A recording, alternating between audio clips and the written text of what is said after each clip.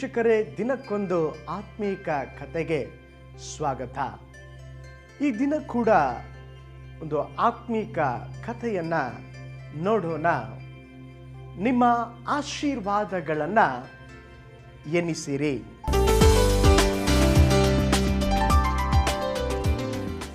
ನಿಮ್ಮ ಆಶೀರ್ವಾದಗಳನ್ನು ಎನಿಸಿರಿ.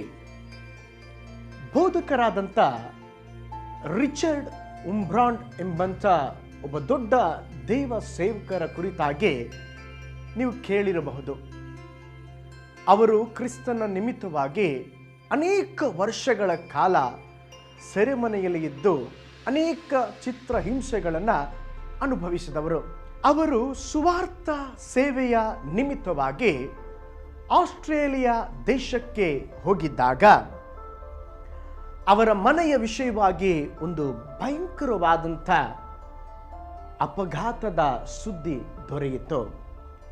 ಅಮೇರಿಕ ದೇಶದಲ್ಲಿರುವ ಆತನ ಕುಟುಂಬವು ಅಪಘಾತಕ್ಕೆ ಒಳಗಾಯಿತು ಎಂದು, ಅಧಿಕ ನಷ್ಟವು, ತೀವ್ರ ಗಾಯ ಮತ್ತು ಮೂಳೆ ಮುರಿತ ಉಂಟಾಗಿದೆ ಎಂದು ತಿಳಿದು, ಅದರಲ್ಲಿ ವಿಶೇಷವಾಗಿ ಅವರ ಮೊಮ್ಮಗಳು ಬಾಧಿಸಲ್ಪಟ್ಟಿದ್ದಾಳೆ ಎಂಬುದಾಗಿ ತಿಳಿದು ಶ್ರಮಪಟ್ಟು ಅವರು ಕರೆಯನ್ನು ಮಾಡಿದರು.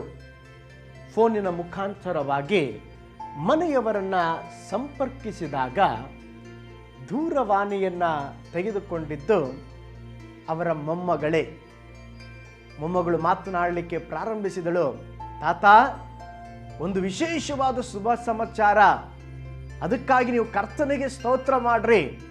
ಕರ್ತನು ನನಗೆ ಒಂದು ಅಂದವಾದ ಬೆಕ್ಕಿನ ಮರಿಯನ್ನು ಕೊಟ್ಟಿದ್ದಾರೆ.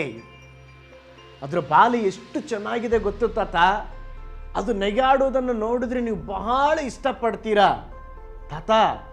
ಅದಕ್ಕೆ ಒಂದು ಚಂದದ ಡಬ್ಬಿಯನ್ನು ನಾನು ಮಾಡಿದ್ದೇನೆ, ಅದರಲ್ಲಿ ಹಾಲು ಹಾಕಿ ನಾನು ಕುಡಿಸ್ತೇನೆ ತಾತ. ತುಂಬ ಚೆನ್ನಾಗಿದೆ, ನೀವು ಬೇಗನೆ ಬನ್ನಿ, ಅದನ್ನೆಲ್ಲ ನೋಡಿ ನೀವು ಸಂತೋಷ ಪಡುವಿರಿ ಎಂಬುದಾಗಿ ತನ್ನ ಮೊಮ್ಮಗಳು ಮಾತನಾಡಿದಂತೆ. ಆ ಮೊಮ್ಮಗಳಿಗೂ ಪೆಟ್ಟಾಗಿತ್ತು. ಆ ಮೊಮ್ಮಗಳು ಆಕ್ಸಿಡೆಂಟಲ್ಲಿ ಬಾಧಿಸಲ್ಪಟ್ಟಿದ್ದಳು.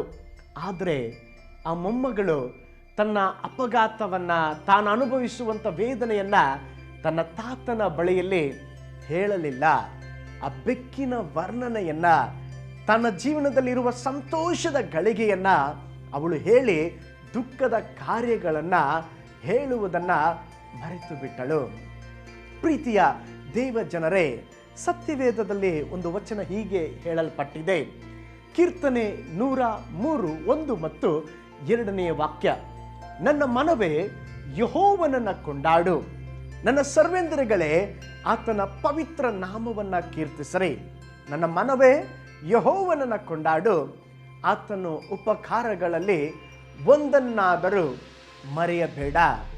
ಅನೇಕ ಸಾರಿ ಪ್ರೀತಿಯ ದೇವ ಮಕ್ಕಳೇ, ನಮ್ಮ ಕೊರತೆಗಳನ್ನು, ಸಮಸ್ಯೆಗಳನ್ನು ಹೇಳುತ್ತಾ ನಮ್ಮ ಜೀವಿತವನ್ನು ಕಳೆಯುವ ಬದಲಾಗಿ ದೇವರ ಆಶೀರ್ವಾದಗಳನ್ನು ಎನಿಸಿ ಕರ್ತನ ನಾಮವನ್ನು, ಆ ಚಿಕ್ಕ ಬಾಲಿಕೆಯ ಹಾಗೆ ದೇವರ ನಾಮವನ್ನು ಮಹಿಮೆ ಪಡಿಸೋಣ.